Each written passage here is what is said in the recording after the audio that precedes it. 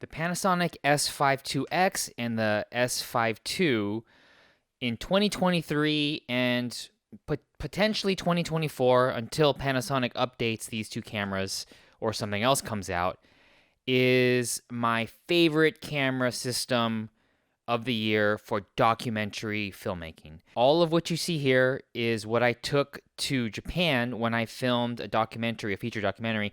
And this was a big upgrade for me because previously from this setup here and all of the other documentaries and filmmaking that I have done in the past, not a decade, but a good 8 years or so, has been with Micro Four Thirds. And the Panasonic GH6, I got this in 2021 or 2022. Whenever this was released, I got this. And all of 2022 and the first half of 2023, I was using GH6 and Micro Four Thirds. I also had a BGH1. And I was shooting fitness with that, other documentaries, corporate videos, events. And it was pretty good. Even in low light, the GH6, the BGH1, and before this, the GH5S, surprisingly great in low light. So low light hasn't been an issue for me since the GH5. But what has always been an issue with these Micro Four Thirds cameras from Panasonic is the autofocus. And for people who don't use autofocus, not a problem. But I, for my projects, rely on autofocus, and the GH6 barely worked for me. When the S5II came out and then the S5IIX, I was hearing rave reviews over this, and I was about to bite the bullet earlier on when this was first released, except full frame and L mount, I needed to get a whole set of new lenses. I didn't have lenses. I had a bunch of Micro Four Thirds lenses, so that's why I stuck with the Micro Four Thirds format, and I just didn't have the budget to upgrade. But because of the productions that I was on, I was able to have enough funds to upgrade to all of this stuff. And relatively, this isn't that much money. I think for a lot of professionals, they look at all this stuff here and they don't think that this costs much. But for me, this was a big deal for me. And especially since all of my other gear revolved around the Micro Four Thirds format. The stereotype is that the Micro Four Thirds is inferior to full frame, and in a lot of ways that's true, but when it comes to video, this punched well above its weight, and I stuck with this as long as I could.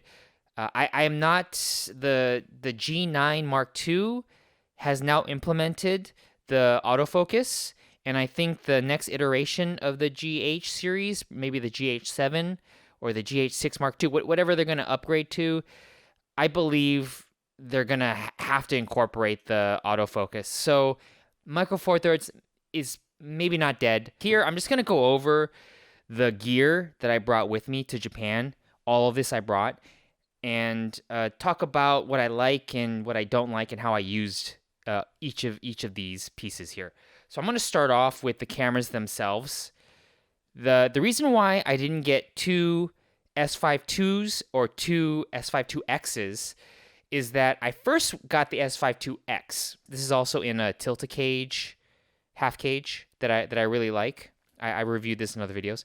The reason why I didn't get two of the same cameras was at the beginning, I got the S5IIX first. And the big selling point with the S5IIX is that it allowed the USB-C to do external recording. You cannot do that with the S5II. There might have been a paid upgrade, but even then, I don't think you can. There's also a few codecs that are in this camera that are not in this camera. But besides those internal features and that one external feature of the USB-C, these are identical cameras. When I was looking for a second camera, this pretty much did everything that the X could do with a lower price. Not that much lower, but a lower price. And the reason why this one's in a cage and this one is not in a cage, and the reason why I upgraded to the full frame, is that I also needed some still photography capabilities. And when it comes to still photography, that is where the Micro Four Thirds cannot compete despite having the same or similar megapixels. I think this is like 24, this is also 24. Despite the megapixels being similar, and despite this being great in low light and all of the other advantages of a Micro Four Thirds, when it just comes to the aesthetic qualities of a full frame to a Micro Four Thirds, the Micro Four Thirds does not compete when it comes to stills.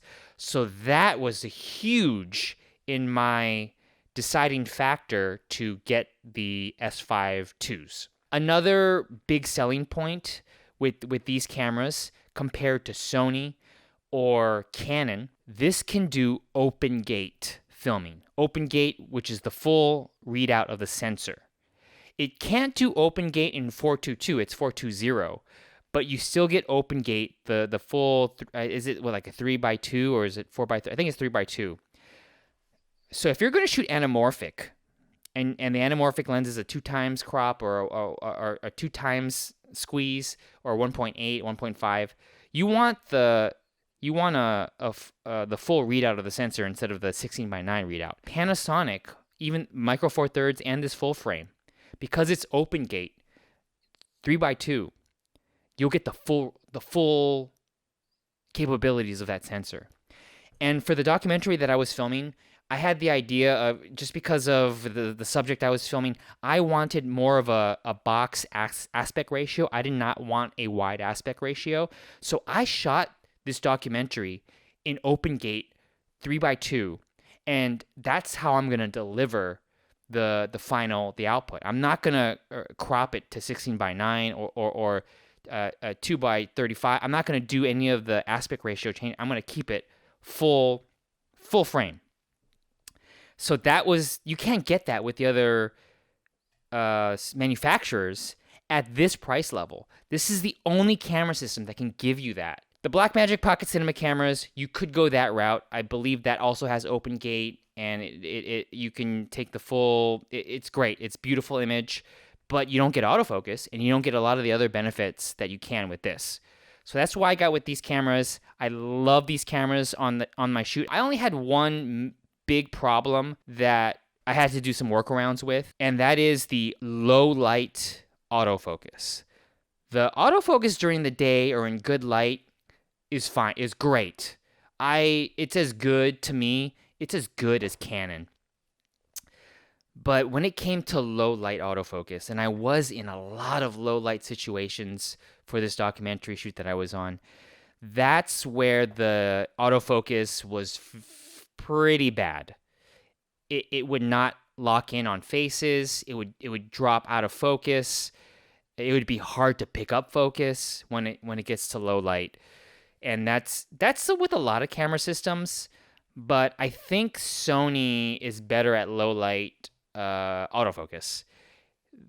Panasonic, pretty low trustworthiness in low light autofocus.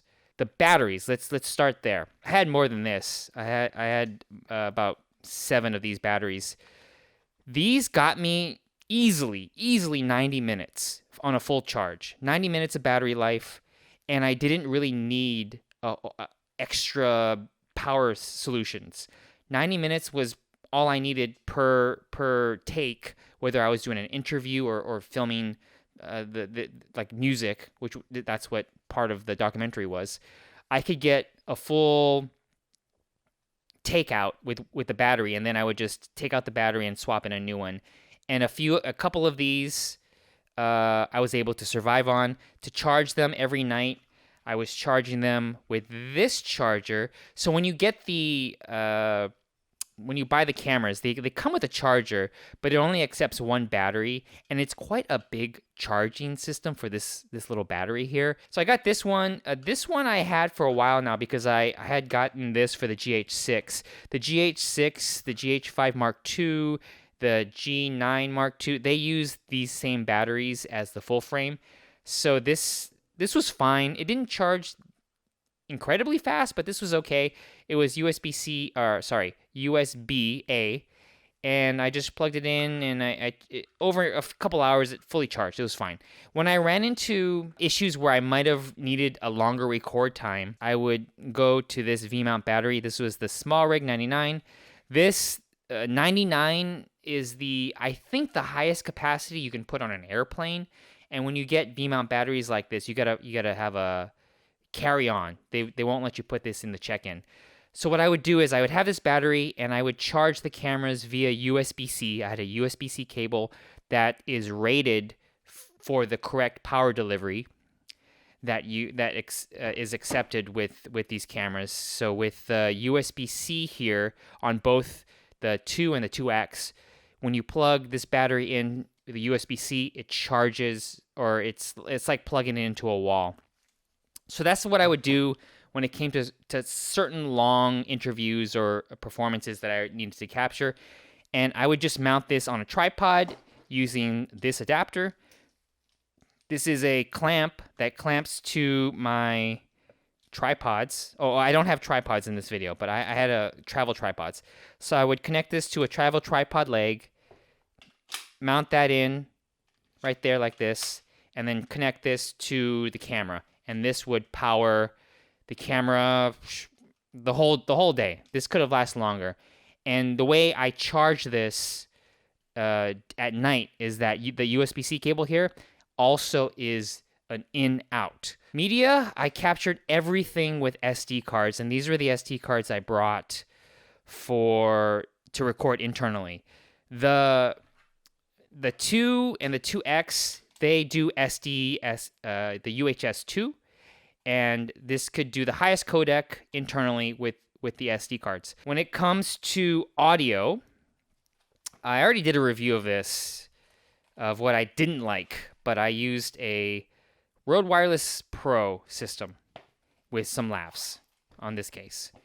There's another video where I describe an issue I had using this, but yeah, that's what I used. Then I had these 2 shotgun mics. This is the MKE 400 and the 200 by Sennheiser, and I just put this on top of the camera. Or I also had a longer extension 3.5, and I had like a kind of a boom pole, a makeshift boom pole, and I would place this above interview subjects' heads or mouths when I was filming. I also tried to connect this to the Rode Wireless Pros to make this more of a portable recorder. That worked in a couple situations.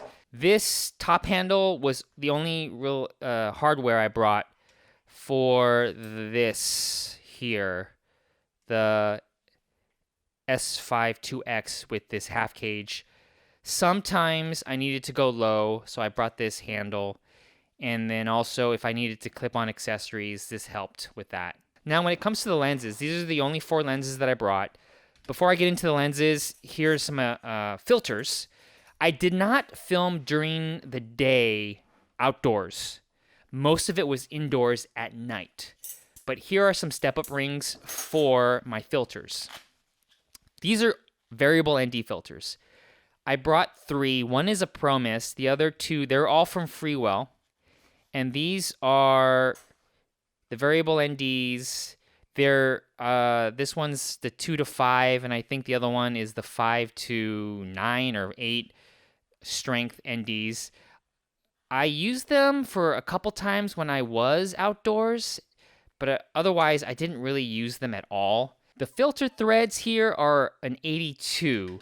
The reason why I got an 82 when none of these lenses are really 82 filter threads is that I have other Canon lenses that I would use. 82 is about as big as they get for most lenses. A lot of them are 77 or 72. So then I would get the bigger sized filter, and then I just get step down rings, and then I could use the same filter on multiple lenses that have different thread sizes. And as far as the lenses, I had the kit lens. This is the 20 to 60 millimeter. This one is a variable aperture, but this focal length, the 20 to 60, is so usable. So I would find myself using this a lot. I really liked the versatility of this lens, and I couldn't really tell the difference when it came to the lens quality. This is pretty good. Then I had these two. I reviewed these before in another video on my channel. These are from Sigma. This is a 16 to 28, and this is a 28 to 70. These are both 2.8, so it's good in low light. They're not image stabilized, but the cameras have image stabilization in it. So if I did go handheld, it wouldn't be that too wobbly. And the last lens that I got was the 24 to 105 f4. 24 to 105 in general is the most versatile lens when it comes to mirrorless or DSLR filmmaking. And I use this a lot at 105 because I wanted close-ups at a distance. And I couldn't get that with any other lens. Even the 28 to 70 at 70 millimeters was not the same as the 105 here. I was even debating if I should have gotten the 70 to 200 or the I think they have another one, 70 to 300, something like that. I was thinking of getting those lenses as well because there were instances where I could have used extra reach, but I use this a lot. This might have been my most used lens of the entire shoot. And this is image stabilization on here. This is just a great all-purpose lens for everything. Without this lens, I don't know if I could have done the documentary. This is key. This was key. A key lens for all of the filming that I had to do. So that was all my gear and the reasons why I got everything. And yeah. There you go.